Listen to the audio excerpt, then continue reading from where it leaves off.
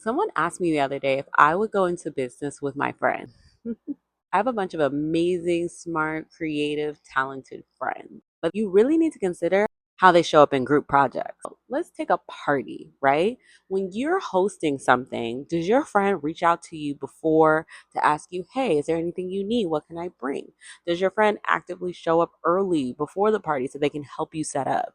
Does your friend stay late to help you tidy up, clean up, make sure you're good? If they're not doing any of that, what makes you think they're going to be a good co-founder? I say that because friends that know how to operate when things are tough and when things are great are the kind of people who work well in business. Sometimes people see the shine, they see the flashing lights, they see all the awards in the press and they think, "Oh my god, I'm fit for this." But if they're not willing to be with you in the trenches, honey, when you really get into it, they're not the one for you in business. I think another thing I would consider is how does your friend show up for themselves in their own lives? Do they keep their word? Because you have to be impeccable with your word as a business owner. Do they do the things they say they're going to do? Do they run the marathon that they've been talking about for months? Do they sign up and work with a trainer that they've been complaining about for years? If they do not even keep commitments to themselves, then what makes you think they're going to be able to keep the commitments that are necessary when it comes to their business?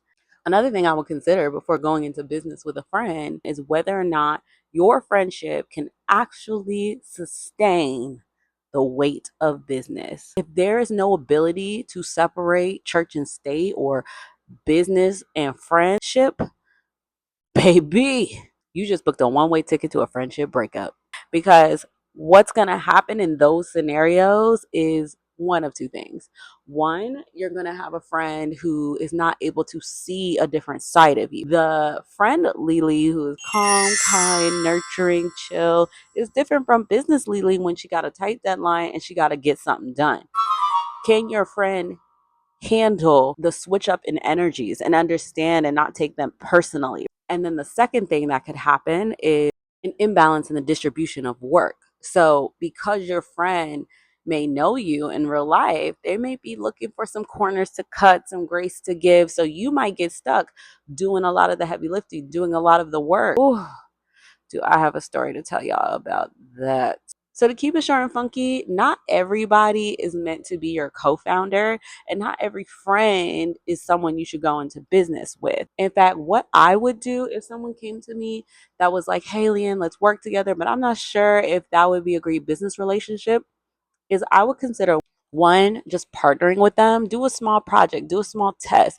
Hey, you're really great at design. Can you, sketch me a design for an upcoming product that I want to have? I'll pay you, or we'll barter services. Hey, I'll consult on a business idea you have coming up in exchange for your services for an upcoming event. Like, there are different ways to work with friends that doesn't automatically mean you got to draft up a multi-member LLC agreement.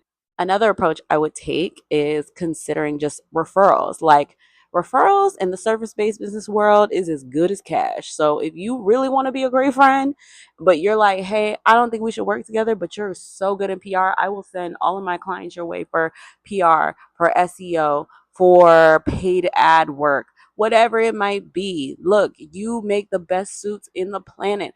I will send all my brides husbands to you. You know what I mean? Like, there's so many different ways that you could work with friends and still avoid complete co-founder crash out.